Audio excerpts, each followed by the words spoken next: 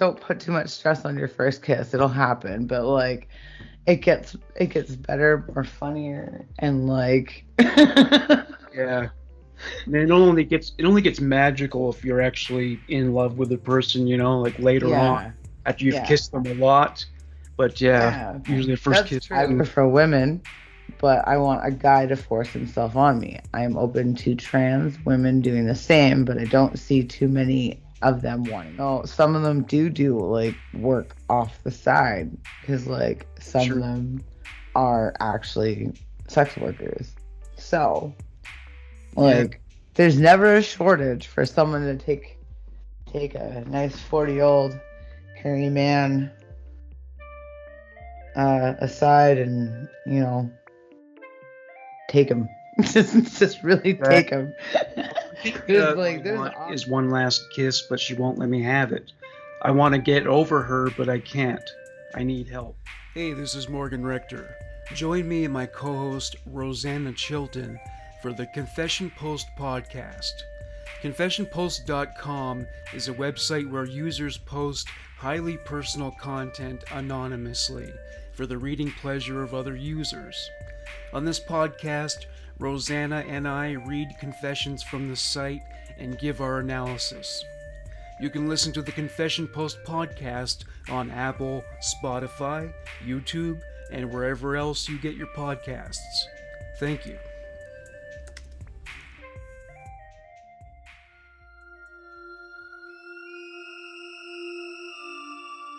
Hello, everyone. I am Rachel Telfor. And I'm Michelle Gower. We are the hosts of a new true crime podcast.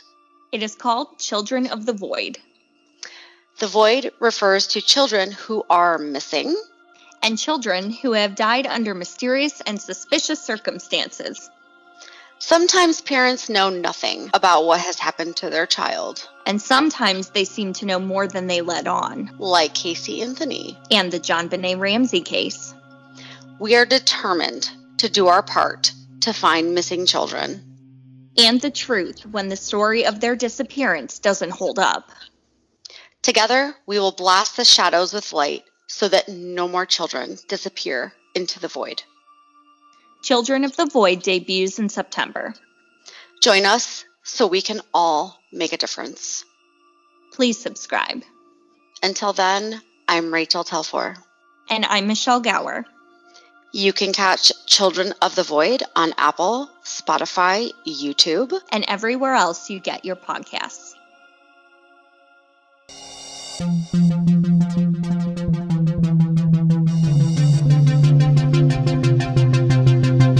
Hey, Morgan Rector here. I'm just dropping a line to say thank you to all of my Patreon donors. Since I'm not a Joe Rogan or Mark Maron, podcasting is more or less a starving artist gig for guys like me. Patreon donations keep me from having to take a job that would take away from my ability to generate more Human Monsters content. The website URL for Patreon is www.patreon, that's spelled patreon.com/leader, O-N-E, leader 1. A way to make a one-time donation is to send it through PayPal at Morgan Rector 331, Rector spelled R-E-C-T-O-R, at hotmail.com, morganrector331 at hotmail.com. You don't have to give a large amount of money if it isn't possible. If $1 a month or $1 one time is the best you can pony up, it would be gratefully accepted. I know how hard things are for everybody during COVID. Thank you for all the support you have given the show, whether it is through financial donations or simply by listening. I am grateful for all you have given to me and the program. Enjoy the show.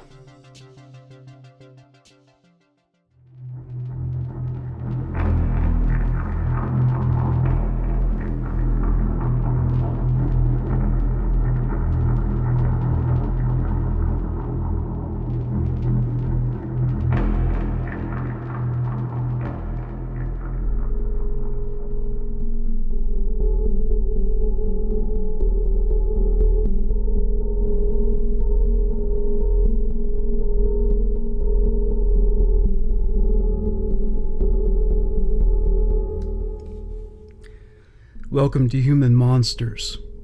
The following is an excerpt from a report about the state of Gary Heidnik's mental health. He appears to be an extremely insecure and confused individual. Records indicate he is suffering from a major mental illness, which apparently has been of long standing. He is also psychosexually immature. He appears to be easily threatened by women whom he would consider to be equal to him, either intellectually or emotionally. His defense cannot tolerate criticism. Gary needs constant acceptance and self-assurance that he is an intelligent, worthwhile human being. This is from an evaluation of Heidnik by a pre-sentence criminal investigator named Joseph A. Tobin. He impresses me as one who sees himself as superior to others, although apparently he must involve himself with those distinctly inferior to himself to reinforce this. It is my opinion, based on my extensive investigation, that he is not only a danger to himself, but perhaps a greater danger to others in the community, especially those who he perceives as being weak and dependent. Unfortunately, it seems to me that he will not significantly change his aberrant behavior pattern in the near future. The story of Gary Michael Heidnik began on November 22, 1943.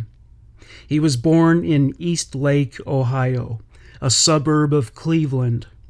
His parents were Michael and Ellen Heidnik. He had a younger brother named Terry. His parents divorced in 1946. Gary and his brother were raised by their mother for the next 4 years. Following this, they were placed with their father and his new wife. Gary later stated that his father was emotionally abusive.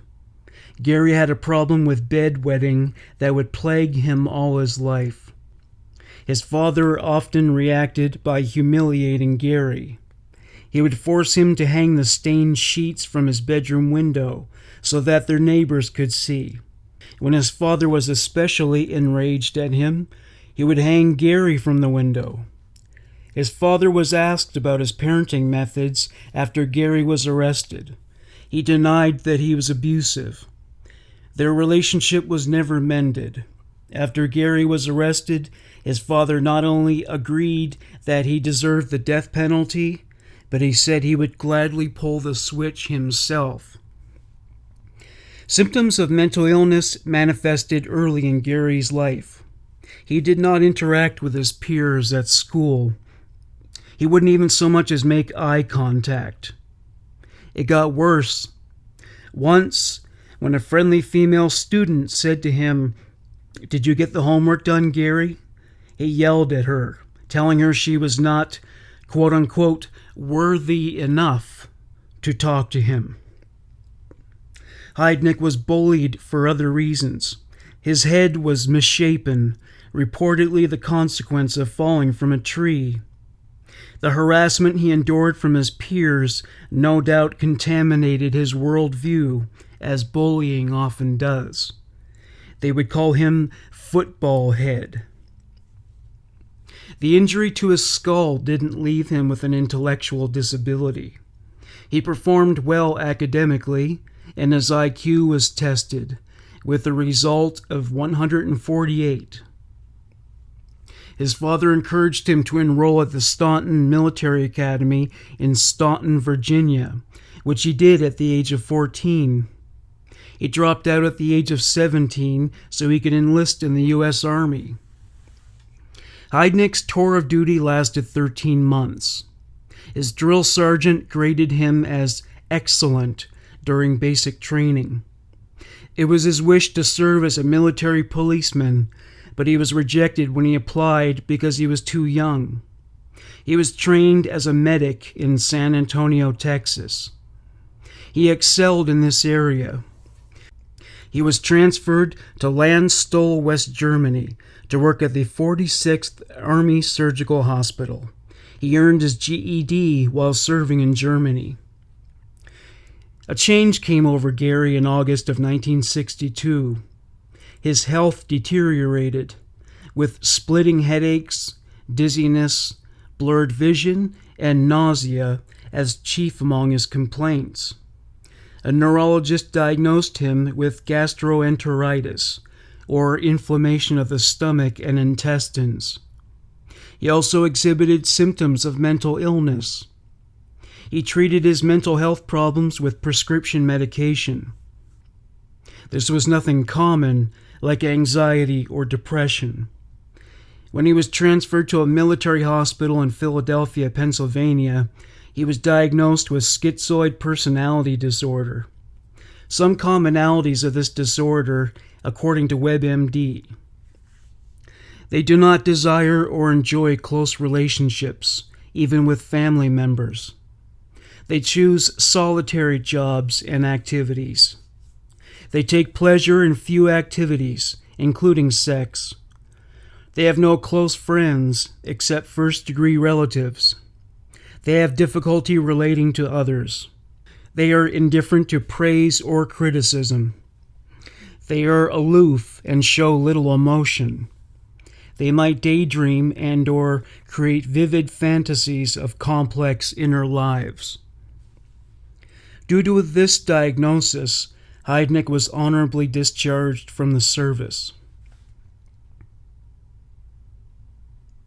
Following his discharge, Heidnik pursued a career as a licensed practical nurse. He enrolled in classes at the University of Pennsylvania, but dropped out after one semester. Heidnik did not fare as well in work outside of the military. When he worked for a Veterans Administration hospital in Coatesville, he was terminated for poor attendance, shoddy workmanship, and for being abrasive to patients. His poor work performance was likely caused by complications of mental illness. He was in and out of psychiatric hospitals for 25 years. He attempted suicide a minimum of 13 times. The methods varied. He drove his motorcycle head-on into a truck. He tried to hang himself. He chopped up a light bulb and swallowed the glass. He OD'd on stelazine and thorazine. He tied a string tightly around his toe in hopes that it would induce gangrene and spread throughout his system. He would be mute for long periods. He would communicate through handwritten notes or sign language. At times, he would become catatonic and just stare. Sometimes when he spoke, he was incoherent, what mental health professionals refer to as word salad.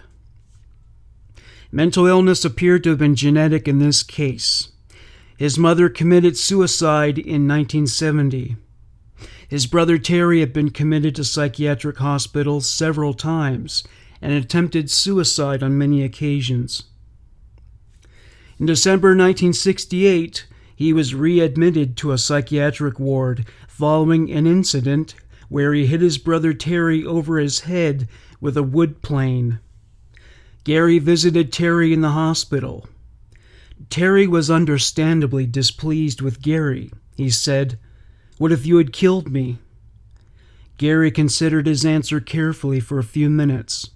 Finally, he said, "I would have put your body in the bathtub and poured acid over it to dissolve the bones.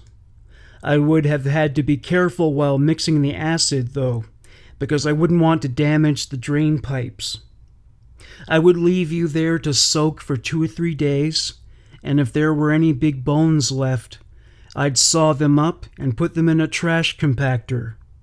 Then I'd distribute them around the neighborhood in various trash cans." Terry was stunned. He had no words for this. For years, he was plagued by nightmares consisting of Gary chasing him with a wood plane in hand. October 1971. Gary Heidnik decided to throw his lot in with God. He incorporated a church called the United Church of the Ministers of God. Due to handling the church's financial affairs effectively, it became a wealthy and well-attended place of worship. When Heidnik decided to mate, he employed a matrimonial service. His bride's name was Betty Disto. They corresponded by mail for 2 years. She moved to the United States from the Philippines in September 1985. Gary and Betty married in Maryland on October 3, 1985. It wasn't long before the marriage deteriorated. Betty wasn't exactly thrilled when she caught Gary in bed with 3 other women. As if the foursome wasn't bad enough, he would force her to watch while he had sex with other women. Betty has alleged that he raped and assaulted her on several occasions. She left him in January 1986 with some assistance from representatives of Philadelphia's Filipino community. Betty gave birth to their son, named by her, Jesse John Disto. Jesse wasn't Heidnik's only child. Gail Linkow bore him another son, Gary Jr. Gary Jr. was placed in foster care soon after he was born. Heidnik had had another child with another woman. Her name was Ann Jeanette Davidson. She was illiterate and mentally disabled. They had a girl, Maxine Davidson, born on March 16, 1978. Soon after Maxine's birth, Gary was arrested for the abduction and rape of Ann Jeanette's sister, Alberta. She had been living in an institution for the mentally disabled. He gave her gonorrhea. November 26, 1986. 25-year-old Josefina Rivera was pacing back and forth at the intersection of 3rd and Girard Streets in Philadelphia. She was still fuming after a fight with her boyfriend. She was on her way back to work. The streets were her workplace. She was a prostitute. The pickings were slim that night. A pair of headlights appeared and fixed their beams after the automobile behind them came to a halt. The car was a white Cadillac Coupe de Ville. The man rolled his window down. It was a Caucasian man. He was softly spoken. He said, "Hi, you hustling?" Josefina said, "Yeah." The man said, "How much you want?" She gave him her price. Apparently he found her customary fee a bit steep. He said, "Will you take 20?" She knew she likely wouldn't do much better that night, so she opened the door and got in the passenger seat. The man said, "My name's Gary." Josefina said, "I'm Nicole." She used this alias with all her Johns. Gary said, "I want to make a quick stop first." Gary and Josefina went to a McDonald's. She noticed something about him. Though his car was expensive and he wore a Rolex watch, it was incongruous with other aspects of his appearance. His clothing had been pockmarked and was in need of laundering. Gary himself was sorely in need of a shower. She said, "What's your name?" He said, "I already told you. Gary." "Gary what?" "Gary Heidnik." A few minutes later he said, "Let's go." Josefina said, "Where are we going?" Gary said, "My house." At Gary's house, he offered to play a movie on VHS. Josefina declined, citing time constraints. A wave of anger washed over his face momentarily. Hoping to placate him with a plausible excuse, she said, "I have 3 children at home, and my babysitter leaves at midnight." It wasn't true, but Gary had no way of knowing that. She was getting more and more uncomfortable by the minute. She wanted to get the job done, collect her fee, and get the fuck out of Dodge. She wanted to sort things out with her boyfriend, too. Having recovered from his little snit, he said, "Okay." He led the way upstairs. Once they were on the second level of the house, Rivera's attention was drawn to one of the walls. It bore a decorative curiosity, that being its wallpaper. Gary had taped $1 and $5 bills on as much available space as he could afford. He had done something similar in the kitchen, but with pennies he glued to the walls. Gary said, "In here." He opened a door, revealing a room with a waterbed, dresser, and 2 chairs. He said, "Here's your money." He gave her a $20 bill that had been soiled somehow. He removed his clothes and jumped onto the bed. Josephina placed the bill on the dresser, took off her clothes, and jumped in the bed with Heidnik. Having finished with their sexual transaction, they both got up and put their clothes back on. Josephina put on her blouse. She was about to put on her jeans when she felt 2 strong, vice-like hands on her throat. She turned around to find that Heidnik was staring directly into her eyes. His were devoid of emotion. He tightened his grip. He strangled her, squeezing tighter and tighter. She was running out of breath. She felt lightheaded and disoriented. Wanting to ensure that he would not escalate his assault, she capitulated, croaking through her constricted throat, "All right, I'll do anything you say, but don't hurt me."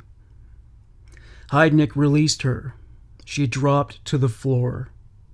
Before she hit the floor, she discovered that he had placed a handcuff onto her right wrist.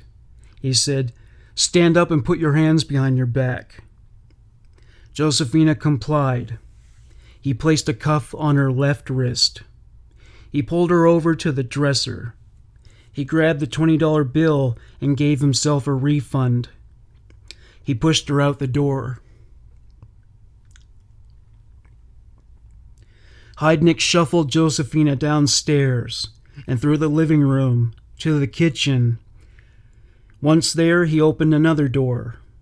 He pulled her down another flight of stairs, these leading to an unfinished basement.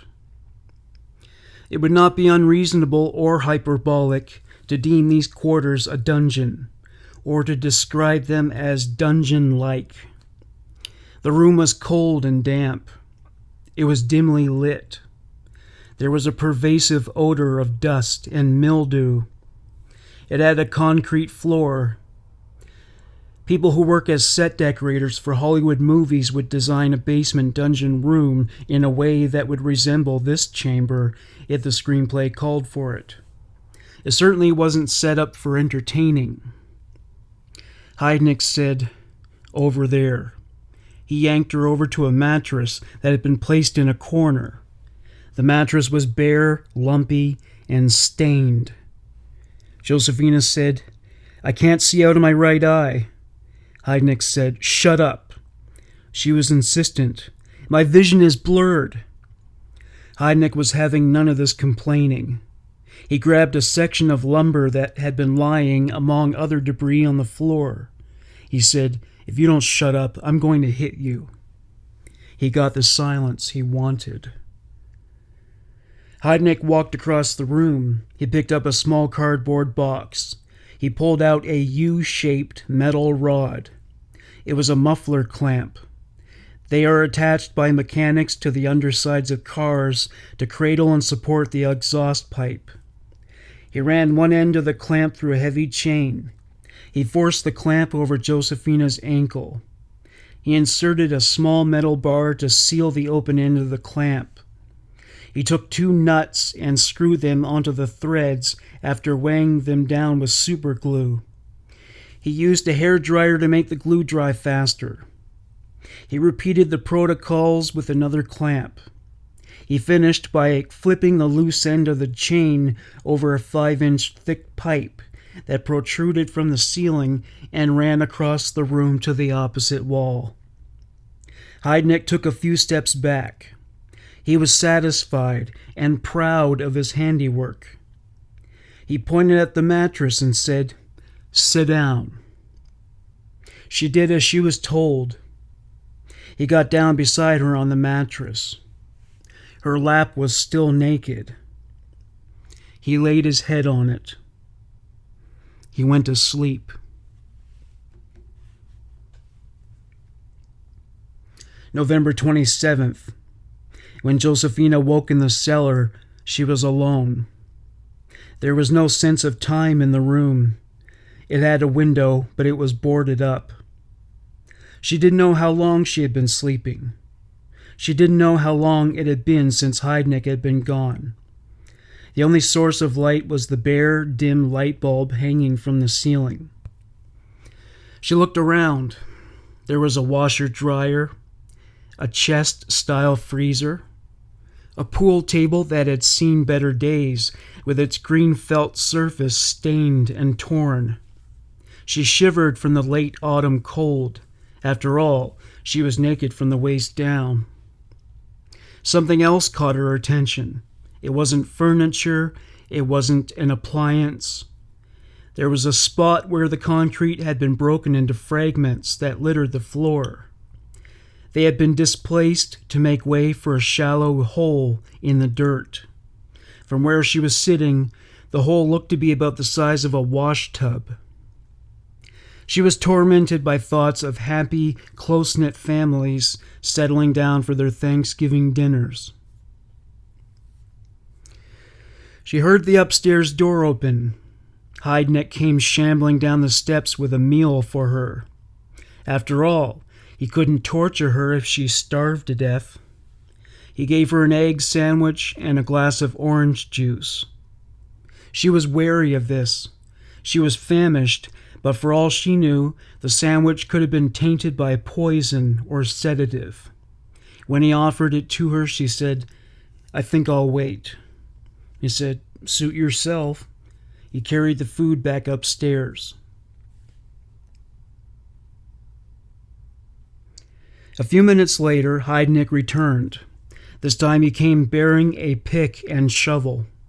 She wondered if he were digging a grave. The job had clearly been left unfinished, for he dug the hole deeper. As he dug, he talked to Josephina. He said that what he wanted more than anything was to have a large family.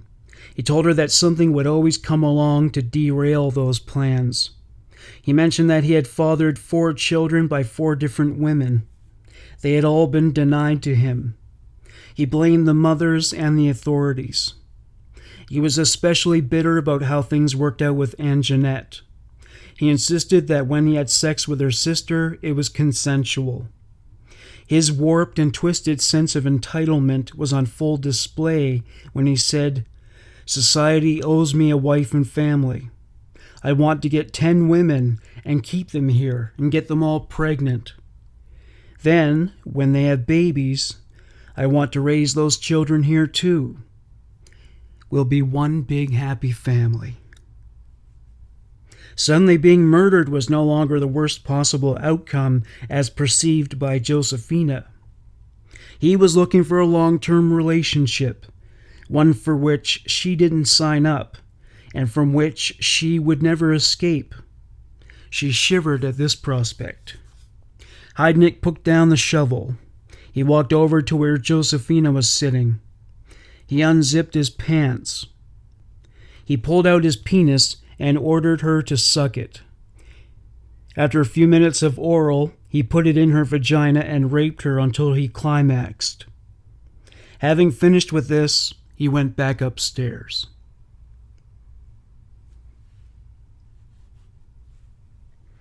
Josephina was desperate to find a way to escape. She would do anything. She started to work the nuts on her shackles. After a few minutes, she managed to free her left ankle from the restraints. This freed her up enough to walk around the room to the extent the chain allowed, which was about 12 feet. She went to the window. She went to work in her attempt to dislodge the concealing wood panels. She tried to pry it open enough for some daylight to leak through. She needed a tool. She found a cue stick under the pool table. She used it as a lever to force the window covering back so she could open the entire window. Success. She crawled through the window into the backyard. She crawled for as long as the chain allowed. But this is when she started screaming. In any other neighborhood, the screams would have concerned other residents. This district, however, was known as the OK Corral, and was notorious for its high rate of violent crime. People were always screaming there. The locals had learned to tune it out. Josefina yelled for help from Good Samaritans that were too jaded to acknowledge that they had even heard her pleas for assistance. Well, one OK Corral resident heard her. Gary Heidnik. He ran into the yard and shut her up by hitting her. He attempted to shove her back through the window into the basement. She went limp and could not be pushed back in. He went back in the house and ran down to the basement. He grabbed the chain and yanked her back into the basement. Determined to keep her where he wanted her, he shoved her into the pit he dug. He dragged a large panel of plywood over the top of the hole. She was too tall for the plywood to stay in place. She started screaming again. She said, "I can't breathe. I need air." Heidnik was furious. He shoved the plywood aside. He grabbed Josefina by the hair and yanked her out of the hole. He picked up a large stick and beat her with it. He whacked her repeatedly until she surrendered. Satisfied, he shoved her back in the hole. He pulled the board over the top and forced it down on her. He accomplished this by bending her neck until her chin was pressing into her chest. He placed several large and heavy bags of dirt on top of the board to keep it in place. He went upstairs. When he returned, he came armed with a radio. He tuned into a rock station and cranked it up to maximum volume. Josefina wept. Heidnik left. He left her down there buried in the hole for 27 hours.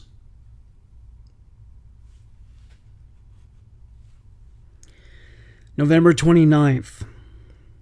Heidnik returned to the basement. Josefina was still squatting in the shallow hole. This time Heidnik's return was more pivotal than ever. He brought somebody with him. Josefina heard the voice of a young woman. The young woman was crying and sang something about not wanting to go. Josefina heard Heidnik say to the young woman, "Shut up, I'm not going to hurt you." The radio was still blaring, but Josefina could hear him going through the same shackling procedure. Having finished that, the board was slid back from above Josefina's head. He reached down and pulled her up by her arm. She was so stiff from having been stuck in a crouched position all that time that she could hardly stand. She was also dizzy from the lack of food. Her entire equilibrium was off, leaving her feeling like the room was spinning. When she recovered her senses, she caught the look of a woman about her age. Like Josefina, she was a woman of color. That's how Gary Heidnik liked him. The new girl looked overwhelmed and confused. Heidnik introduced them. "Nicole, this is Sandy. Sandy, this is Nicole." His amiable demeanor in that moment was that of a man who would otherwise have introduced them at a cocktail party. After Heidnik left, Sandy said that her full name was Sandra Lindsay, and that she had been acquainted with Heidnik for 4 years. She said, "I met him when he used to hang around Elwyn." She was referring to the Elwyn Institute. It was an institution that treated people with disabilities. Lindsay: "Gary was good to me. He used to bring me here all the time and take me to McDonald's. We used to have a lot of fun." Josefina: "Did you ever have sex with him?" Lindsay: "Oh yeah, him and Tony both." Josefina: "Who is Tony?" Lindsay: "Tony Brown, a black man. a friend of Gary's. He used to drive Gary's car. Lindsay intimated to Josephina that she was once impregnated by Gary, but got cold feet by the prospect of becoming a mother, so she had an abortion. Lindsay, that made Gary really mad. He criticized me at church on Sunday and said abortions were evil. Then he offered me $1,000 to have his baby, but I don't want to do it. Now he says I'm going to have his baby whether I want to or not. It was clear to Josephina that Lindsay was developmentally delayed. She was 25 years old, but was more like a 15-year-old emotionally and intellectually. Like Josephina, Lindsay was naked from the waist down. She began to cry. Heidnik seemed to feel uneasy about Lindsay, or at least that seemed to be the case to Josephina. It certainly was reckless of him to bring her down to the basement. He knew her family. They knew Tony Brown, and that he knew Gary Heidnik well. Brown was mildly mentally disabled, but he was smart enough to know where Lindsay was likely to turn up if she disappeared. Nevertheless, Heidnik left the girls alone in the basement. He returned an hour later, saying, "It's dinner time." Dinner consisted of a handful of crackers and a bottle of water. Heidnik went back upstairs. Hours later, Heidnik returned to the basement to resume digging. His intention was to expand its parameters to accommodate 2 persons. He took a break. He approached Lindsay. Josephine anticipated what he had done to her. Sure enough, he forced Lindsay to perform oral sex on him. He followed up by having intercourse with her. Afterwards, he was in a conversational mood. He said, "Sandy has been promising to have one of my babies. She keeps backing out, but this time she's going to have to go through with it." The morning after, Heidnik prepared the women a breakfast of oatmeal. They were disrupted by a loud knocking on the front door. Gary darted upstairs. When he peeked through the shades, he saw that it was Sandra's sister, Teresa Lomax, and 2 of her cousins. He turned around and went back downstairs. When he got to the basement, he said to Lindsay, "That's your sister. She must have gotten my address from Tony." A few minutes later, the knocking ended. Gary went to the door to make sure they had left. A few minutes later, he returned to the basement. This time he was carrying sheets of blank paper and a pen. He said to Lindsay, "Write what I tell you." She wrote as he dictated. "Dear Mom, do not worry. I will call." He said to Lindsay, "Now sign it." After she signed it, he told her to write down an address. He said, "I'm going to mail this from New York. Then your mother will think you just ran away. She won't be coming here looking for you."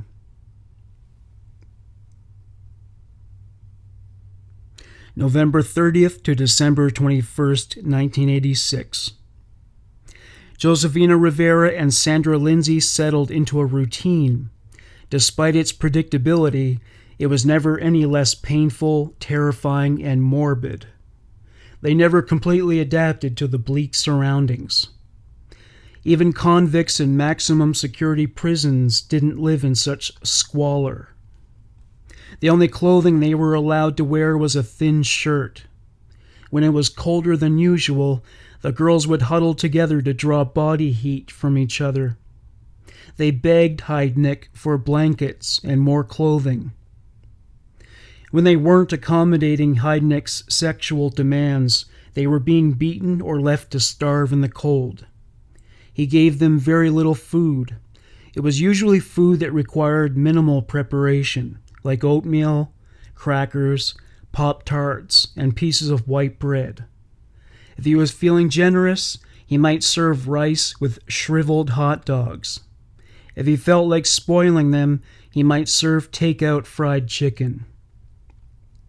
Though the circumstances of the sexual interactions were unorthodox, the sexual acts themselves were mostly conventional.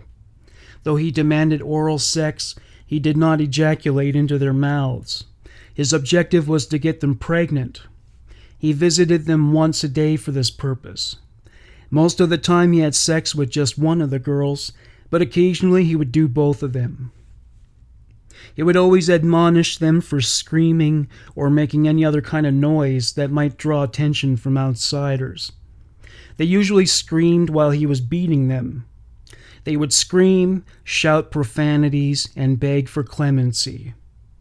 That would infuriate Heidnik, and he would beat them harder. He attached soundproofing material to the ceiling to decrease the possibility that neighbors would hear the screaming. He knew the best option was to prevent any noise whatsoever from them. Their punishment for breaking this rule was that they were beaten with a shovel handle. That, or he would put them in the hole. At that point, he would not only cover them with the board, but he would place sandbags on top to keep them contained. He added to their anguish by feeding them nothing but bread and water for a day or two. Sometimes he would starve them for the same amount of time. Another torture was dubbed the stretch punishment. He screwed a large eye hook into a ceiling beam. It was 7 feet from the floor. If one of them defied him, he would place a handcuff on one of her wrists and the other through the eye hook. She would then be forced to stand for hours with one hand above her head. She could not lie down, she could not sit, she could not shift positions. He explained that these punishments were necessary because of the danger that they would be found and his plan would be derailed. Lindsay's relatives still came to the door from time to time, so he felt he could not rest on his laurels. This made sense. Lindsay's mother reported her missing to the police. She told them she might be a prisoner of a man named Gary, who lived at 3520 North Marshall Street. She also gave them his phone number. She didn't know his surname, however. The investigating officer, Sergeant Julius Armstrong, knocked on the door and called the number, but it was a dead end. There was one other option, however. He sought Tony Brown. He tracked him down at a McDonald's in West Philadelphia. Heidnik and his friends from the psych ward had often loitered at the restaurant. Armstrong. What is Gary's last name? Brown. Heidnik. Armstrong. How do you spell that? Brown. Heidaike.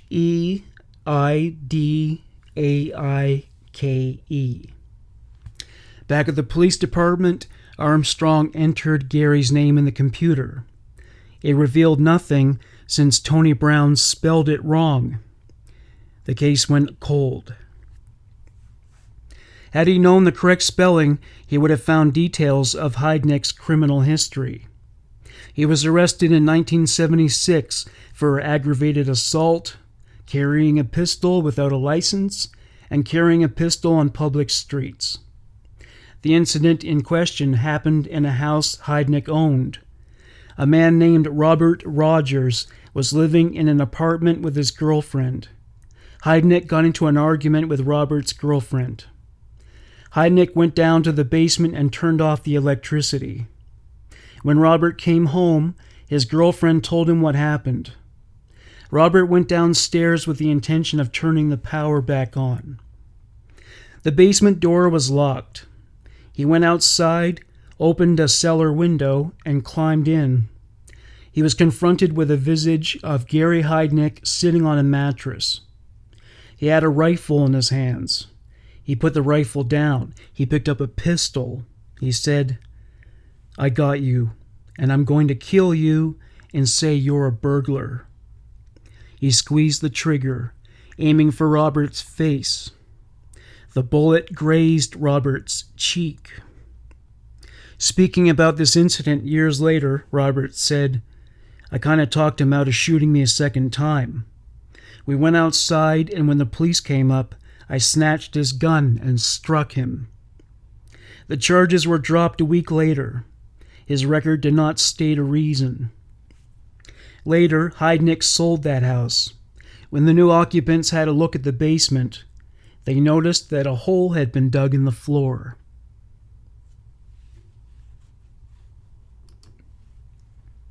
December 22nd, 1986.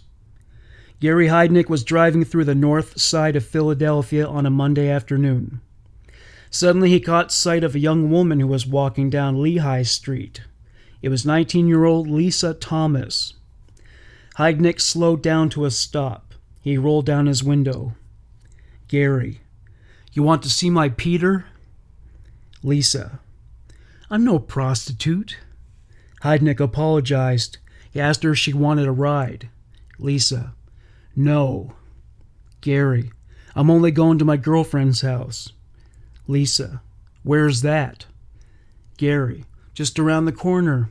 Why don't you get in and I'll take you there? I'm not going to hurt you. Lisa took another look at him. He came across as harmless. She decided there was little risk in riding with him. He drove her to her friend's place and told her he would wait for her. Afterwards, he took her to TGI Fridays. During dinner, he asked her if she would accompany him to Atlantic City. Lisa, I don't have anything to wear. Gary, we can fix that. He pulled a $50 bill out of his wallet. Gary, it's for new clothes. When you finish eating, we'll go over to Sears and you can use this to buy whatever you want. After getting home from clothes shopping, he played a movie on the VCR for her. With a combination of wine and allergy medication, she was too woozy to finish watching the film. Later, when Lisa woke, she discovered that she was naked. He carried her upstairs to his bedroom and put her on the waterbed. They had consensual sex. Afterward, she got up and reached for her clothing. She said, "Will you take me back to my girlfriend's house?" Heidnik responded by wrapping his arm around her throat. He squeezed until she saw stars. Lisa, wait a minute, quit choking me and I'll do whatever you want. Heidnik put handcuffs on her wrists and pulled her downstairs. When they arrived in the basement, Lisa was still a little out of it. When she scanned the room, she saw a number of white plastic bags. Lisa, it's body parts in those bags, isn't it? Gary, no. Lisa, you're going to kill me. You want to kill me. Gary, no, I'm not going to kill you. Trust me, I'm not going to kill you. He pointed in the direction of the pit, which was covered with the plywood. Gary, I'm going to introduce you to my two friends down there. Lisa, they're dead down there, aren't they? Aren't they? Gary, no, but if you don't shut up, I'm going to hurt you. He shifted the board to one side. A half-naked woman climbed out. Lisa watched, astonished, as the second woman followed the first. They were both naked from the waist down. One woman said, "I'm Nicole." The other woman said, "I'm Sandy." Heidnik stood nearby, beaming with pride, like he had introduced his children to her. He offered them all peanut butter and jelly sandwiches. However, they would not be served before they helped him carry out a ritual. Heidnik turned to Lisa. Gary, kiss my behind. Lisa did as she was commanded. Gary, who's the boss? Lisa, you are. Gary, suck my balls. Lisa complied. Gary, suck my Peter. Lisa performed oral sex on him. Having had his fill of that, he had intercourse with her. After sex and sandwiches, he left them alone with one another.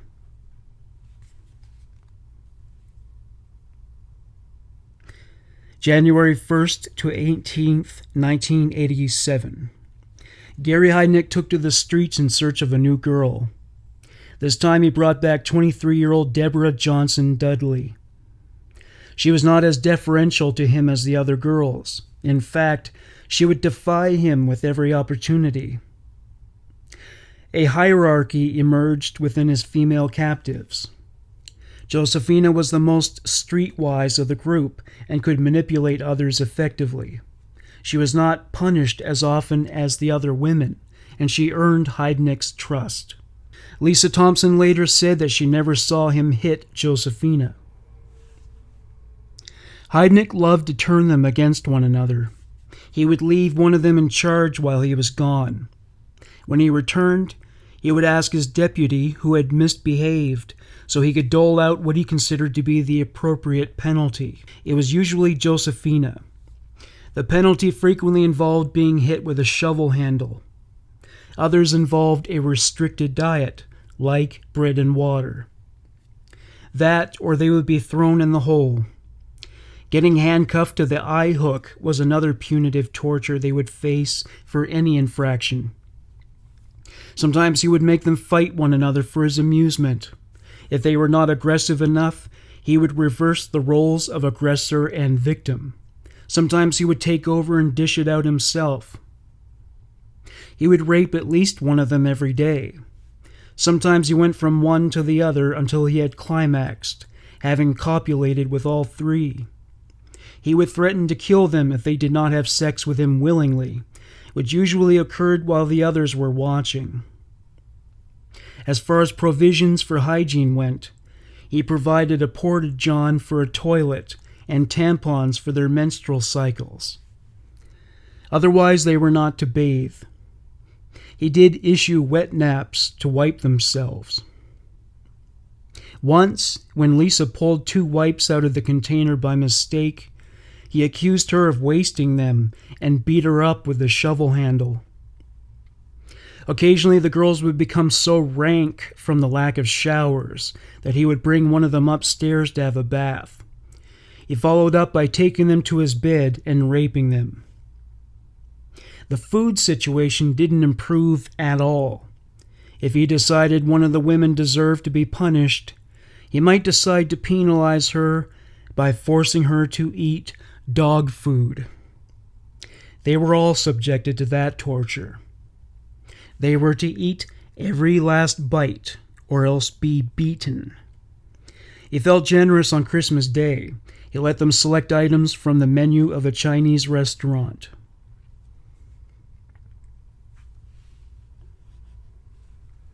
January 18th, a new girl was added to the mix. 18-year-old Jacqueline Askins joined the incarcerated in Gary Heidnik's basement. As soon as he brought her down there, he grabbed a plastic rod and whacked her 5 times across her buttocks. He explained his reasoning for doing so. That's what you're going to get if you don't do what I tell you.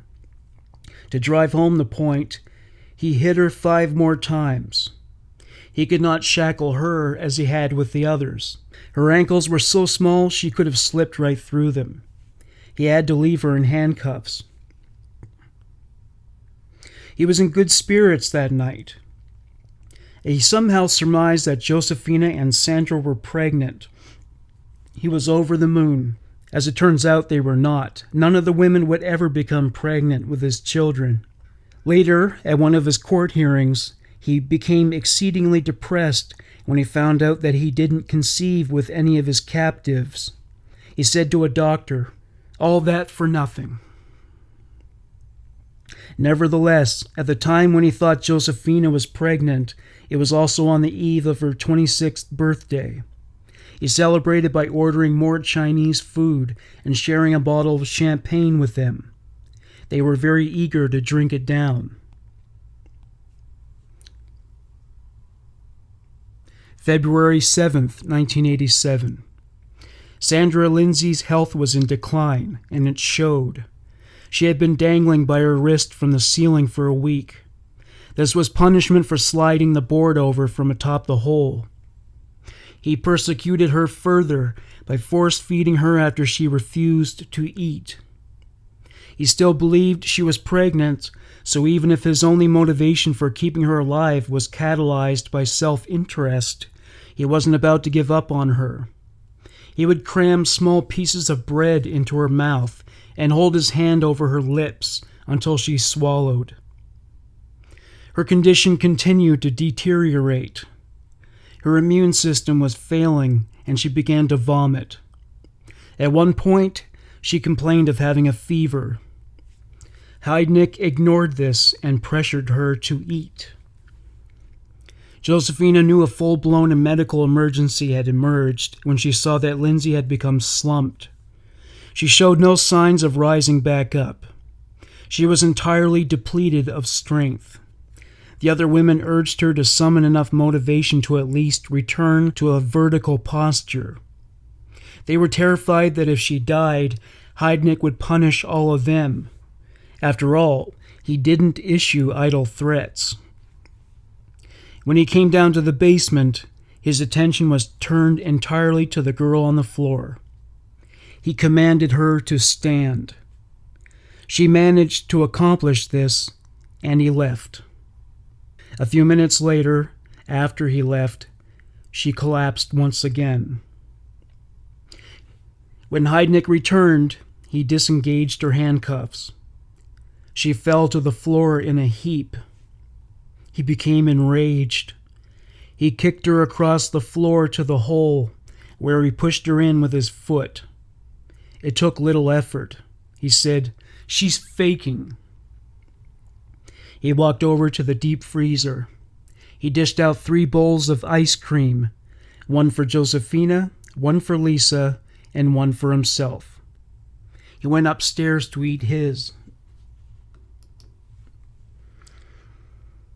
When Heidnik returned a few minutes later, he saw that Lindsay had not moved from where he left her. He dragged her out of the hole and took her pulse. There was none. She was dead. He said, "She choked on a piece of bread." Concerned that depositing her body somewhere might leave a trail of DNA evidence to him, he took her body upstairs. Later, the women in the basement heard what sounded to them like a power saw. He tried to destroy some parts of her body through cooking. The stench it created was so intense and pervasive, his neighbors were nauseous. February 8th to March 18th, 1987. Gary Heidnik became increasingly paranoid. He was convinced the women in the basement were plotting against him. He decided to create a reward system. Instituting this would ensure that someone would snitch when another of the women transgressed. In return, they would be exempted from a turn in the hole, receive an improvement in the quality of food, or be permitted a little more freedom. He decided that one way to dissuade them from trying to escape was to make them unsure as to his whereabouts. He would cuff both their hands and their feet. He stuffed plastic bags in their mouths as a gag. He would secure it with duct tape that was wrapped around their heads. His coup de grace was to take a screwdriver and gouge their ears to damage their eardrums. Lisa Thomas later said of this, he used 3 kinds of screwdrivers, small, medium, and large. He twisted them in our ears until pus came out.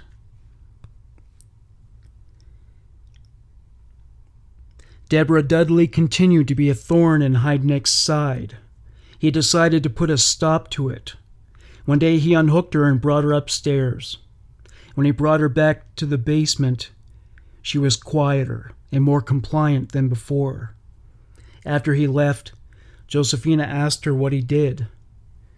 "Deborah, he showed me Sandra Lindsay's head in a pot, and he had her ribs in a roasting pan, and a bunch of her other body parts in the freezer. He told me if I didn't start listening to him, that was going to happen to me too." Deborah was momentarily intimidated, but it only lasted for a couple of days. This time he brought in reinforcements. He cut off the male end of an extension cord and stripped the insulation to leave the wire bare. He plugged the other end into a wall socket. He attached the other end to the metallic conductors of her chains. He electrocuted her. She jumped and screamed. Heidnik laughed. March 18th. Heidnik decided all the women deserved to be punished. All of them except Josephina were put into the hole. He made Josephina fill the hole with water using a garden hose. He was merciful enough to drill holes in the plywood cover so they could see some portion of the outside world and breathe easily. Well, there was another purpose to drilling the holes. He lowered the electric cord through one of the holes and down to the water. They screamed when the electric current coursed through their bodies. Deborah shrieked, saying, "He's killing me!" She went limp a moment later. Lisa and Jacqueline heard a splash. Deborah was bent over, face down in the water. Lisa, "She's dead. You've killed her. I don't feel no pulse." Heidnik went upstairs and then came back down shortly after. Josephina told him Lisa claimed Debbie was dead. Gary, "No, nothing's wrong with Debbie. I don't want to hear that bullshit." Lisa, "Something's wrong with Debbie. She's dead." Gary, "You know, Debbie's face is down in the water. Hold your hand up." He unlocked the cuff that linked her to Deborah. He pulled Jacqueline out of the hole. He reached for Lisa, but she was in shock. He grabbed her arm and lifted her out. He proceeded from there to pull Deborah out of the hole. When Lisa came out of shock, she was laying on the basement floor. Her handcuffs had been removed. She saw Heidnik making dog food sandwiches. He said to the survivors, "Aren't you glad it wasn't one of you? That's the asshole that caused Sandy's death." Having finished making the dog food sandwiches, Heidnik went upstairs.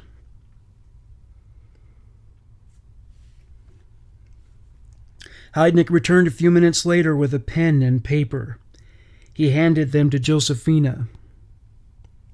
Gary, put the date at the top, March 18th, 1987.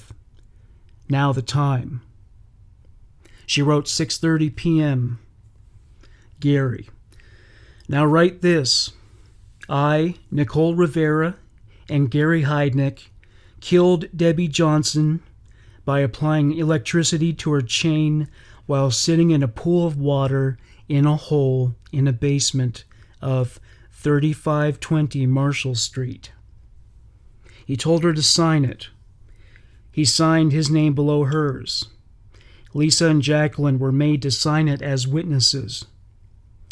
Gary, now I've got the letter. If you ever go to the cops, I can use this as evidence that you killed Debbie. He unlocked Josephina's shackles. He told her to go upstairs and dress in a clean shirt and a pair of pants.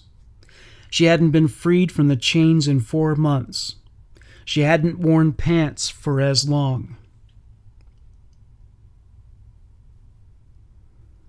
Heidnik left Deborah's body on the floor overnight. In the morning, he wrapped her head and feet in plastic. He carried the corpse to the freezer. He put her body in there and covered it with bags of dirt. His next objective was to find a way to dispose of the body. He didn't know anybody that was connected to Deborah, so nobody would come to the house to track her down.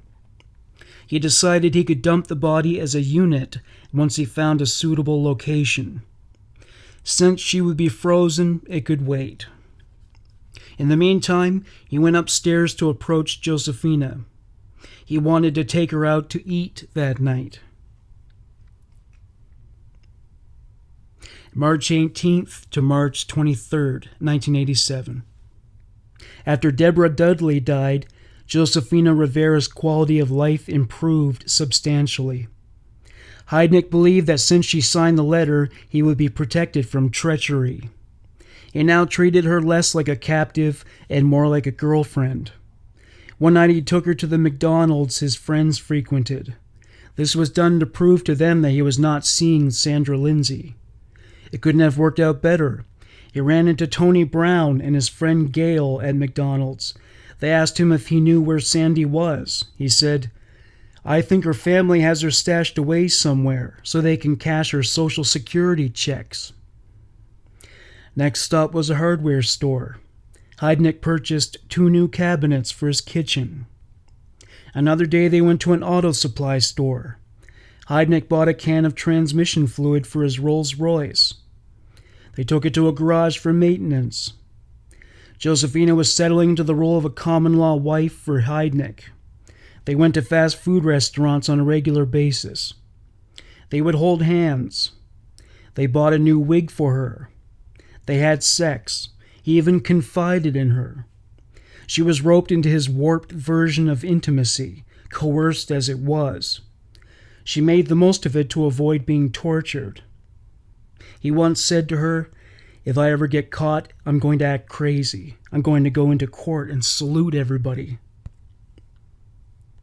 He boasted about an ability he had to beat any tests they might run on him. "I know them inside and out. I've learned so I can keep getting my government checks." One evening they drove into New Jersey. When they reached a wooded area known as the Pine Barrens, he stopped the car. He turned on the lights and said, "This place would be perfect to dump Debbie's body." On the way back from shopping around for body disposal sites, he bought some vinyl albums from a flea market and record store. Just a few things Gary Heidnik might do on an average day when he wasn't raping and torturing his female captives. March 22nd. It was getting close to midnight. Heidnik told Josephina it was time to get rid of Deborah's corpse. He said to her, "Get a blanket and spread it on the kitchen floor." Heidnik went down to the cellar, pulled Deborah's body out of the freezer, and brought it up to the kitchen. He stretched it out on the blanket. He said, "I want you to look at her." She said, "I don't want to." He peeled back the plastic from Deborah's face. He said, "Look, it will make you strong." Josephina took a brief glance. Heidnik carried Deborah's body out to the backyard, where he deposited it into the trunk of his old Dodge Dart. They drove to the Pine Barrens and drove down a dirt road. After a few minutes, he stopped. There were no lights for miles. It was that country dark where you can't see beyond 20 feet. Satisfied, Heidnik said, "This looks good enough." He reached into the trunk of the car and took up Deborah's body. He carried it to a space within a grove of trees. Josephina followed him. On the way back home, he bought a newspaper to check his stocks. The next day he discussed with the girls his plan to find a replacement for Deborah. After all, his ultimate goal was to populate his already crowded basement with a 10-woman baby factory. March 23rd. Heidnik and Josephina got into his Cadillac and drove around looking for a new girl. Before long, they spotted a girl they had both seen before, 24-year-old Agnes Adams. Josephina and Agnes knew each other from the days when they both worked for a strip club called Hearts and Flowers. She was now a prostitute, and Heidnik had hired her a couple of times before. He negotiated a price of $30, and the three of them adjourned to his house. When they got back to the house, Heidnik gave Josephina the key and told her to lock up. He took Agnes to the bedroom for sex. This was followed by what some have come to refer to as the Heidnik Maneuver. He choked and cuffed her. Satisfied that she was subdued, he took her to the cellar and threw her in the hole. Josephina was hanging out in the kitchen drinking wine coolers all the while. Heidnik came into the room and said to her, "That was easy. We can do that again tomorrow." Josephina nodded. She had her own plans, though she wasn't about to divulge those to Heidnik. March 24th to 25th. Josephina had a scheme she felt might enable her to escape. All day on March 24th, she urged Heidnik to let her see her family. She hadn't seen them for 4 months. She said that in return she would help him find a new girl. After a few hours of working on him, he finally caved. Still, he said, "But if you try to run, I'll kill the others." Meanwhile, everything was quiet in the cellar. Agnes was in the hole. Jacqueline and Lisa were curled up on the mattress. After Deborah was killed, Heidnik added some basic creature comforts, like pillows, blankets, and a television. The plan hatched by both Heidnik and Josephina was that he would drop her off at her family's home, where she would see her children. She was also to pick up a woman she knew and meet him at a gas station parking lot at midnight. It didn't go as planned. As soon as Heidnik drove away, she ran to the apartment of her boyfriend, Vincent Nelson. He didn't expect to see her. She left during an argument 4 months ago, and he didn't think she intended to see him ever again. Suddenly, she showed up banging on his door and telling him about how she was being kept captive. As Nelson told it, she came in, and as we were walking up the steps, she was rambling on, talking real fast about this guy having 3 girls chained up in the basement of this house, and she was held hostage for 4 months. She said that 2 of the girls were dead, and he had 3 more in a hole in the basement floor chained up, and he was going to kill them if she doesn't come back with another girl in a certain amount of time. She said that he was beating them, raping them, had them eating dead people, just like he was a cold-blooded nut. Dogs was in the yard eating people bones. I just thought she was crazy. I really didn't believe it, and I still don't believe this shit. I said I was going up there with a hammer and I was going to fuck him up, and she said, "No, that might scare him and he might go back and kill the girls." Vincent and Josephina decided to meet up with Heidnik together so he could confront him. Halfway there, Vincent thought better of it and decided it would be better to report Heidnik to the police. They stopped at a payphone. Vincent dialed 911 and handed the receiver to Josephina. The story sounded far-fetched to the police, like it was something you might normally see in a movie. Nevertheless, an officer told her to stay put and a unit would be dispatched to the location. A few minutes later, officers David Savage and John Cannon showed up. They also believed the story was likely a work of fiction, but that all changed when they saw the scars on Josephina's body. She told them Heidnik was waiting for her 3 blocks away. The officers drove to the rendezvous. Sure enough, Gary Heidnik was idling in his Cadillac. They got out and surrounded the vehicle. Savage on the driver's side, Cannon on the passenger side. They had their guns drawn. Heidnik raised his hands. "Gary, what's this all about, officer? Didn't I make my child support?" Savage, "No, it's a little more serious than that." Savage cuffed Heidnik. They drove him to the sex crimes unit. Josephina was in another area of the building being questioned. Heidnik was still in denial about why he was being detained, or at least that was the impression he was intent on making. "Gary, is it child support?" Savage, "No, it's about kidnapping, rape, and homicide." Nevertheless, Heidnik would continue to turn the conversation over to the subject of being delinquent in his child support payments. March 25th, 1987, 4:30 a.m. Sergeant Frank McCloskey stood outside of Gary Heidnik's house. He waited for other officers, since the entire house was locked and they had the search warrant. Officer Savage was one of them. Heidnik gave them a key, but it didn't work. One of the officers resorted to using a crowbar to break the door open. When they got in, Officer Hansen made a beeline for the kitchen. Savage and McCloskey went to the basement. What they saw when they arrived were white plastic shopping bags all over the place. On a mattress placed in the middle of the floor were two women covered in blankets and snuggling up to each other for warmth. They were sleeping. When the police began to cause a ruckus, the women woke. They started screaming. McCloskey yelled, "Police! We're the police! We're here to help you! No one is going to hurt you!" The women rose to their feet. They were so excited about being rescued, they didn't remember that they were nude from the waist down. They had shackles on their ankles and were connected to heavy chains. They were Lisa Thomas and Jacqueline Askins. McCloskey said, "Are there any other women in the house? Is anyone here but you?" They pointed to a pile of white plastic bags. They sat atop a board on the other side of the room. Lisa said, "She's there."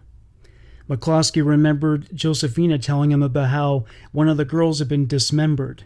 He picked up one of the bags with caution. He was incredulous. He said, "Here?" Lisa said, "No, under the board. She's in the hole." McCloskey pushed the bags away and shuffled the board aside.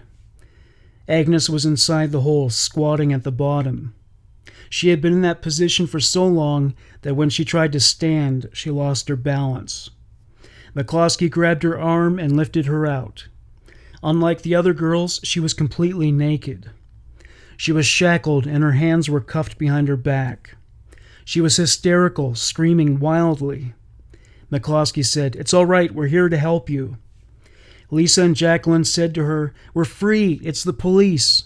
They grabbed McCloskey's hands and kissed them. They said, "We're saved." Agnes was also angry. She said, "He took my $30. Get my $30 back." McCloskey said, "Don't worry about it." The officers removed the shackles and cuffs. McCloskey called for an ambulance. The girls looked like POWs. They were so deprived of sunlight and food. Jacqueline said, "Gary kept ice cream in the freezer. Can we eat that?" McCloskey said, "I don't think you ought to have any ice cream yet. Wait until the doctors check you over." While they walked out of the house, they saw that Heidnik left some cookies on the dining room table. They ate them all. Officer Savage went into the kitchen. He had a look at the stove. An aluminum pot had been placed on top. The inside of it was burned, with some kind of yellow material having been scoured all around. There was a metal roasting pan in the oven. It contained a bone that looked a lot like a rib. There was a food processor that had been used. When he opened the freezer, he was greeted with the sight of a human forearm. Savage ran outside for a moment. He nearly vomited. Gary Heidnik had no chances of making bail. He would remain in prison before and after his trial. In the meantime, another prisoner broke his nose. After that, he was segregated from the general population. He was only allowed out of his cell for 2 hours a day. After keeping the women prisoner in his house, he was getting a taste of that medicine. On April 2nd, he tried to commit suicide by looping the end of his t-shirt onto a shower nozzle and the other around his neck. He collapsed in hopes that this would kill him. A corrections officer intervened in time, and Heidnik's life was saved. An early death appeared to be part of his fate at some point in the future. District Attorney Ronald Castile planned to seek the death penalty. Chuck Peruto would become Gary Heidnik's attorney. The first time they got together to discuss the case, Peruto couldn't help but indulge in some gallows humor. "Chuck, tell me, Gary, what kind of seasoning did you use?" Gary, "Man, you're crazy." Peruto wasn't entirely sold on the idea of representing a client who had committed crimes as vile as those of Gary Heidnik. He certainly wasn't going to be smeared by the media on a public defender's wage. He decided that the best way to deflect Heidnik was to set such an outlandishly huge fee that there would be no way he could manage it. Normally, he only charged a flat $10,000 fee for a homicide case. Chuck, I'll defend you, but it's going to cost you $100,000. Gary, okay.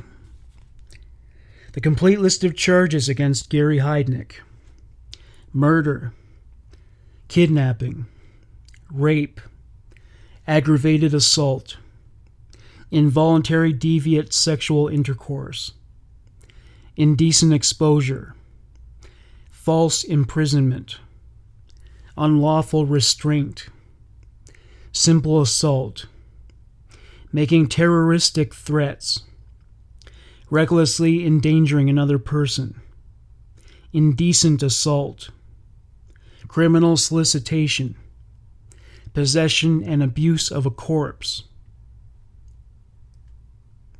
7 witnesses were prepared to testify against Heidnik: Jacqueline Askins, Josefina Rivera, Lisa Thomas, Agnes Adams, a sister of one of the murdered victims, 2 of the city's medical examiners.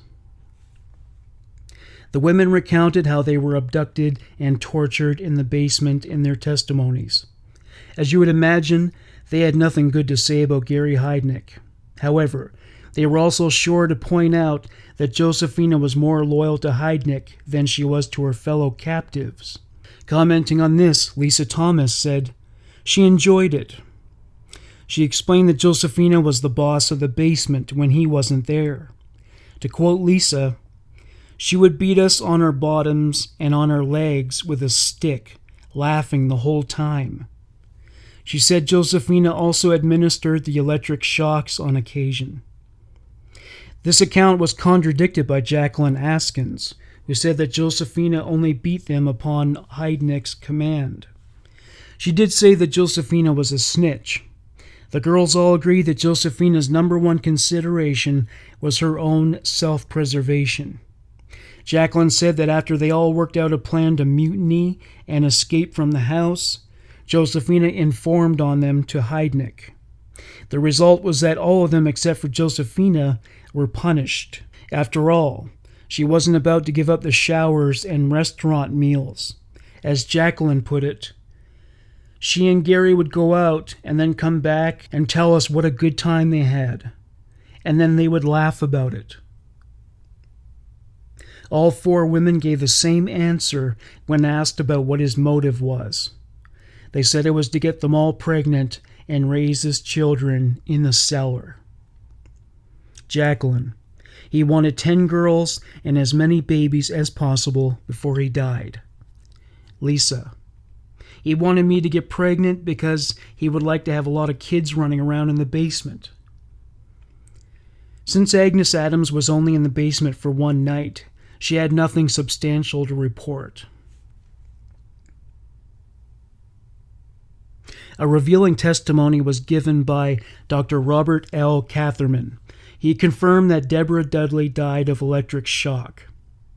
Catherman's colleague, Dr. Paul Hoyer, was more forthcoming with the grisly details. After all, he examined the body parts that were found in the freezer. Assistant District Attorney Charlie Gallagher said, "Did you observe anything peculiar in the kitchen?"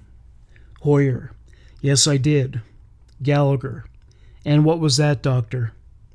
Hoyer, 2 items. First of all, there was a white refrigerator in the kitchen, and located in the freezer compartment of the refrigerator were several white bagged parcels, as you would perhaps wrap up a piece of meat to keep it in the freezer, double wrapped in a white plastic bag.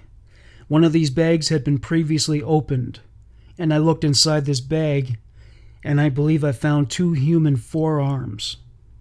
Gallagher, "And what did you do? Were there other items wrapped similarly in the refrigerator?" Hoyer, "There were other items wrapped similarly in the refrigerator. I removed an additional parcel, opened that parcel, and found what appeared to be a human upper arm." Gallagher, "And were there other items found in the refrigerator?" Hoyer, yes, there were other parcels found in the refrigerator, which were subsequently brought to my office for examination. In some, there were 2 forearms, 1 upper arm, 2 knees, and 2 segments of thigh. Each of these pieces the bone end had been cut apparently with a saw, and the skin and muscle, soft tissue, was still on the bone. Hoyer said that the body parts weighed 24 pounds altogether. Gallagher asked him if he examined the oven. Hoyer, certainly. There were things in the oven that had been cooked and cooked and cooked for hours. Heidnik later entered a plea of not guilty. June 20th, 1988. Gary Heidnik's trial began. Charlie Gallagher gave his opening statement. Gallagher. Gary Heidnik took these women home with him. He plied them with food and, in some cases, sex. He assaulted them. He choked them. He handcuffed them. And he took them to his basement, where he put muffler clamps on their ankles. He starved them. He tortured them. He repeatedly had sex with them. Gallagher also mentioned that Heidnik dismembered, cooked, and served the remains of 2 of the women as food. Gallagher. The evidence will show that from the eve of Thanksgiving 1986 up through March 25, 1987, the defendant committed repeated sadistic and malicious acts.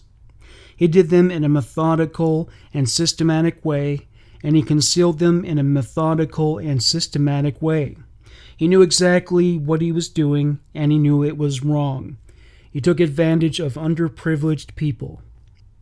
The judge told Chuck Peruto that he didn't need to make an opening statement right away. Peruto took the opportunity anyway. The judge said something this morning about people being innocent until proven guilty. My client is not innocent. He is very, very guilty. There's no mystery here. This is not a whodunit. If all we had to decide here was who did it and what was done, it would be easy.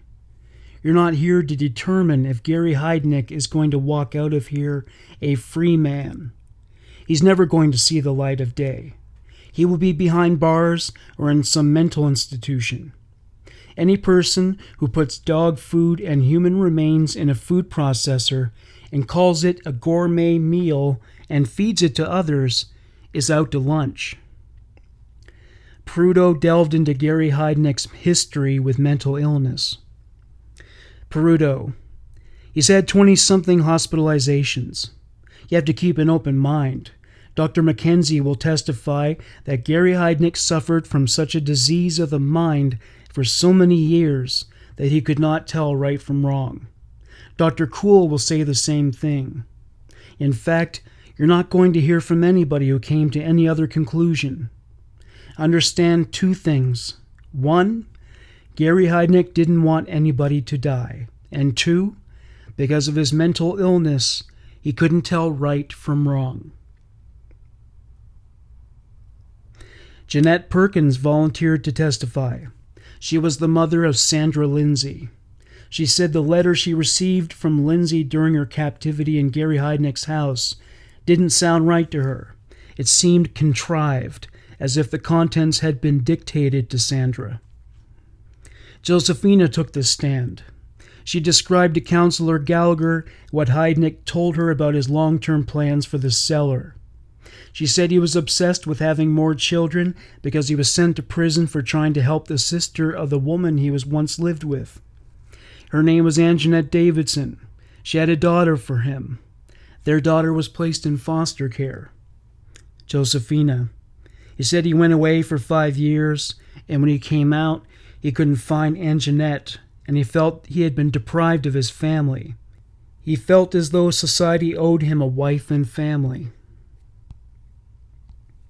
Josephina delved into the story of how the other women were brought in one by one and abused in every which way. Gallagher. What did he feed you? Josephina. Crackers, oatmeal, rice, hot dogs, sometimes waffles, chicken, bread, water, hot chocolate. Usually we would eat early in the morning and late at night. Gallagher: did he say anything about Lindsay having his baby? Josephina: he said Sandra had promised to have a baby by him, but she kept backing out, and this time she wouldn't be able to.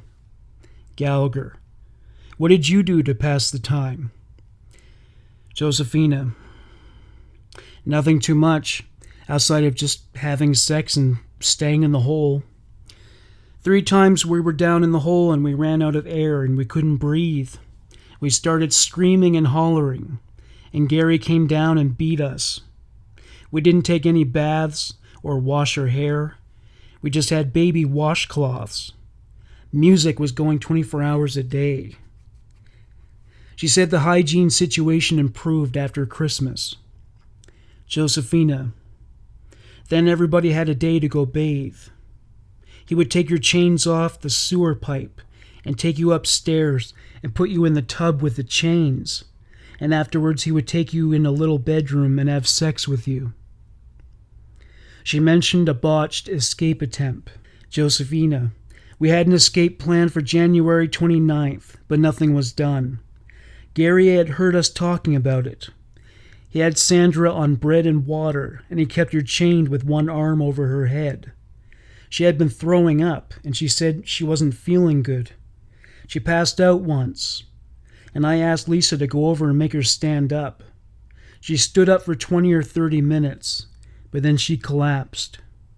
Gary came down and undid her handcuff, and her body just crashed to the floor. Then he kicked her into the hole and got in there with her and said she was dead. Gallagher: what happened after that? Josephina: he carried her upstairs and we heard an electric saw, and then we smelled a terrible odor. He smelled like it, and so did the food he brought us. Gallagher: did he have sex with anyone that night? Josephina: no. Gallagher: how about the next day? Josephina: yes, with Lisa and Jacqueline. Josephina said Heidnik stopped beating her in early January. She said it was because he got to a point where he felt he could trust her. He was also so preoccupied with Deborah that he didn't have much energy left for the other girls. Josephina: he always had trouble with Debbie. Debbie always fought back. She said that shortly after Lindsay died, he took Deborah upstairs. He didn't tell the other women what he was doing. Josephina: in about 5 minutes, she came back. She was very quiet. Josephina recounted what Deborah told her and the other girls about what Heidnik had done to her. Josephina: she said, he showed me Sandra's head cooking in a pot, and her ribs were cooking in a roasting pan in the stove, and her legs and arms were in the freezer. Josephina said that if she kept defying him, he would do the same to her. Josephina: everybody went on punishment. We were eating dog food mixed with body parts. She mentioned the electrocution and his threat to kill the other girls if she escaped. She made sure to escape in such a way that the other women's lives would be spared. Peruto tried to discredit Josephina, but he was not successful. Lisa Thomas took the stand. She mentioned that Heidnik appeared to feel enough empathy for her to replace the chain connecting her ankles with a longer one. Gallagher: why did he do that? Lisa: so I could open my legs wider to have sex. Gallagher: did he beat you too? Lisa: yes, almost from the first moment. I said something to make him mad, and he said he was going to hit me. He did. He hit me 5 times with a thick brown stick. Gallagher: was there anything else? Lisa: he told me to beat Sandy regularly. He'd get his kicks from seeing us beat each other. He'd get on top of me and make me suck his penis. He said if I didn't, he would beat me. She commented on how Josephina would beat her and the other girls when Heidnik wasn't around. Lisa. Nicole would laugh when she put water in the hole. The electric shocks were her idea. Peruto cross-examined Lisa. Peruto. Josephina was just feeding a sick mind, wasn't she? Gallagher. Objection. Judge. Sustained. Peruto. What else would she do? Lisa. She and Gary would go out, and then they would come back and brag about what they had done that day. Peruto. Did you ever plan an escape? Lisa. Yeah, but then Nicole told Gary about it. Jacqueline Askins was the next to take the stand. She said the first night she spent in Heidnik's house, he threw what he described as a party.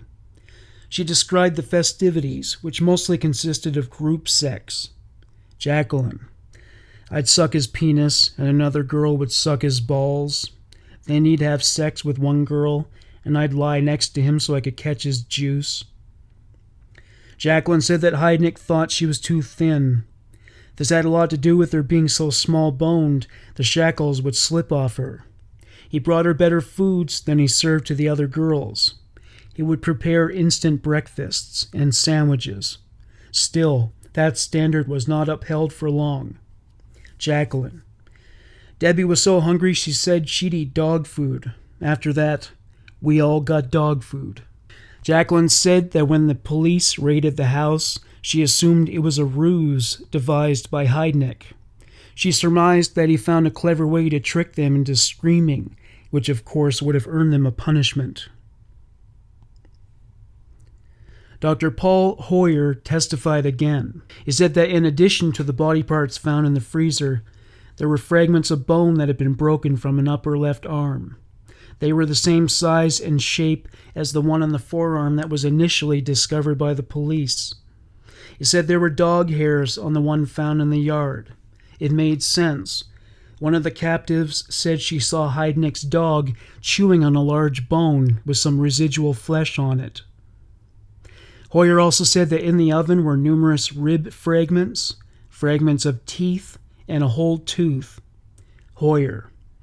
The intact tooth had a very unusual wear pattern, but when we looked at a photograph of Sandra Lindsay, we saw that she had a very unusual bite pattern. Investigators found other items of note in the oven.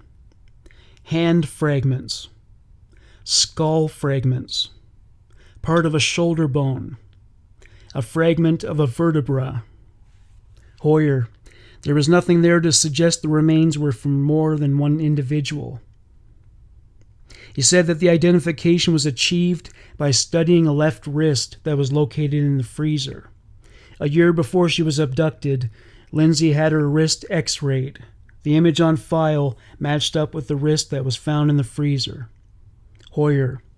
The overall shape and size matched, plus the pattern matched. There is a pattern in bone, and each pattern is unique. By comparing this, we were able to say this was Sandra Lindsay. He was unable to determine the cause of death based on the scattered remains. Hoyer. But I can say her death was unnatural, based on the extreme effort to which someone went to conceal the death. We ruled that the manner of death was homicide. Chuck Peruto was heavily invested in an endeavor to convince the court that because of Heidnik's history with mental illness, he did not know right from wrong at the time that he offended against the captives. It didn't work. Heidnik's financial advisor was consulted, and his testimony verified that Heidnik was not tuned out of reality and knew what he was doing. July 1st. Gary Heidnik was convicted on 2 counts of first-degree murder. He was sentenced to death. January 1989. Heidnik attempted suicide by overdosing on Thorazine. July 6, 1999. Gary Heidnik was executed via lethal injection. That's one less human monster. This is a portion of an interview Gary Heidnik did for television. I was conscious enough to know that was a conscious act on my part, and that was essentially the reason. To drown out that noise, for sure. Well, they might like a little entertainment too, you know. At first, I tried to make it nice, right? Yeah, how did you do that, Gary? I was holding parties there for one thing. I consciously knew I was trying to hide the evidence. Nothing was working. I was trying to find something that worked that would make them shut up to stop hollering so I could stop progressive kind of infliction of pain on these women. I was trying to find something that would make them behave. But it was painful to them. I hope so. You know, that's what I was trying to achieve, you know, to make them behave. They go down in the hole in the morning, board goes over the top of the hole with the sandbags and et cetera, et cetera, et cetera, and then they stay down there till roughly about 8 at night. I dismembered the body and I you know, started burning it on the stove. If I was a torturer, why would I have waited so long to start a torture? The torture and the pains didn't start until really after January 29th. I'm sitting there, you know, trying to figure out what the hell to do, you know? What the to do, you know? I started chopping up the body. Thank you for listening to Human Monsters. Bye for now.